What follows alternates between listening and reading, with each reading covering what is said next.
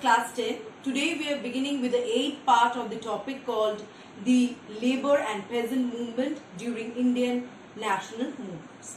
In the earlier video clips, we have already studied about the peasant movement and how they also became an important part of the Indian national movement.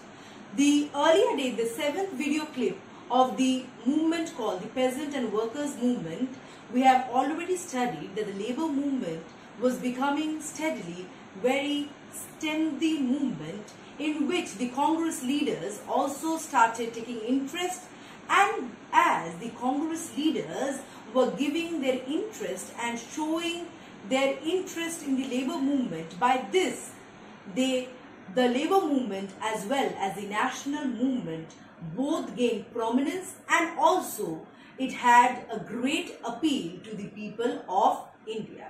As the laborers were a considerable section of society, they constituted a considerable section of society, the laborers were protesting against the brutality or the bad treatment meted out to them by the British government.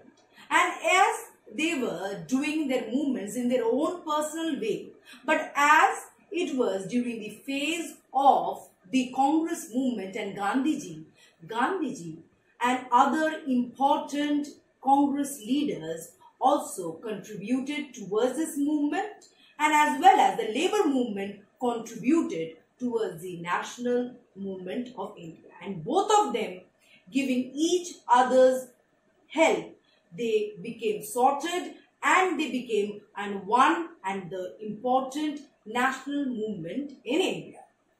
The earlier day we have studied the labor movement during anti-partition. As we have studied, the labor movement during anti-partition was not so well organized at that time, and neither they had arms or weapons in their hands so heavily. As they first started to show their grievances towards the British government with the help of bringing up trade unions, they first thought that they should form a union through which they can all cooperate in a cooperation and collaboration with other workers from all over India. They can collaborate with each other and show their grievances towards a union called the labor union. Okay, the labor movement during non-cooperation we will study. In the earlier labor movement during the anti-partition in Bengal, we have already studied that it was not so well organized, and neither they had well armed, and neither they had great leaders. But in this phase, we will see that more leaders were joining and they had more funds. Leaders were there in the anti-partition movement also, but in the non-cooperation movement, we will also see that Gandhiji also gave leadership to the labor movement. Labor movement during non-cooperation. During this movement, during this time, it became more organized and militant organization. What does militant organization means? Militant organization means where the labor also have enough kind of arms and weapons in their hands to protest against the British government. The first trade union formed during that time was the Madras Labour Union, founded by B.P. Wadia in 1918. So the first trade union that was formed was in Madras, and it was founded by B.P. Wadia. The AITUC, or All India Trade Union Congress, was all India body in which the trade union people joined and formed a union. It was formed in 1920, in which Tilak and N.M. Joshi played a very important part. It was not formed by them, but they played an important part. So we can see that Tilak and N.M. Joshi were important Congress leaders of that time, and by giving their leadership to the labor movement gained a great momentum and significance. Lala Lajpat Rai and Joseph Baptista were the secretary and vice president of this movement. The Ahmedabad Mazdoor Mahajan Sabha was mainly supported by Gandhiji, but this movement or this Sabha did not join the AITUC or the All India Trade Union Congress. It was a separate sabha formed by Gandhiji, which also protested against the bad treatment and the low wages given to the labor in the Ahmedabad cotton mills. Now we will see the Khilafat movement, the role of Khilafat movement, what the laborers or the labor movement played during the Khilafat movement. As we all know what is Khilafat movement, we will now learn how during the Khilafat movement the number of trade unions increased to 135. The number increased from 1 to 135 during the Khilafat movement. In this movement, the workers resorted to violent methods. As non-cooperation of Gandhiji movement was based on non-violent methods, but the labor in this movement, during this movement, resorted to non-violent methods. So it was directly against the non-violent methods of Gandhiji. The workers in Gujarat protested against the arrest of Gandhiji. And in this way, as they were protesting against the arrest of Gandhiji, many were arrested and many were killed.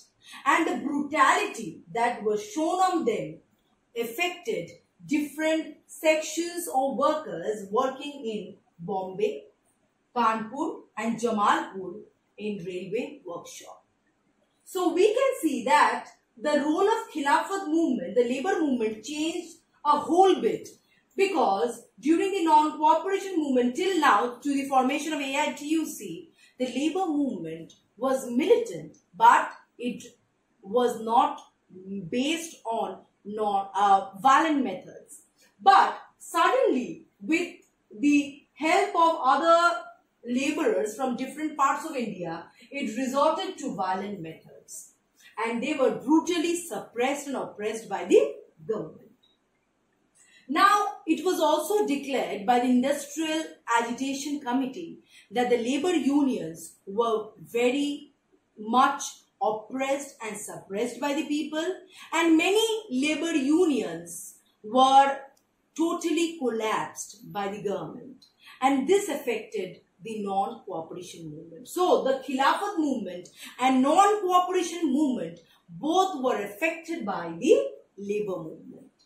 Now, the important labor strikes were organized in East Bengal Rail, Tea Garden in Assam, and Coolies of Chandpur.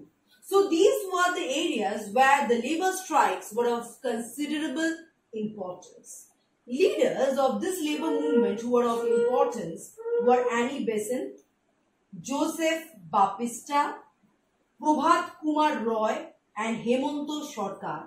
So these were the important leaders who participated in the labor movement, and they also contributed to the national movement of freedom. During the non-cooperation movement, as the laborers and many people resorted to violent methods, Gandhiji resorted to withdraw the non-cooperation movement due to the Chauri Chaura incident. We all know what is Chauri Chaura incident. In Chauri Chaura incident, 22 policemen were fired, or the police station was set into fire by the village people. So this was totally on violent methods. So this angered Gandhiji, and he also saw as a labor movement was also becoming a very aggressive militant movement. So he thought of withdrawing the non-cooperation movement, and by withdrawal of non-cooperation movement, the labor movement also curtailed, and his journey was a little bit affected by the withdrawal of the non-cooperation movement by Gandhi. And the effective strikes were mainly by Rail in East by Vishwanando and Deshanando in Jamshedpur labor organization. These two leaders were mainly who organized effective strikes, and they had a massive effect in the labor movement. Thank you. With this video clip, PDF will be followed.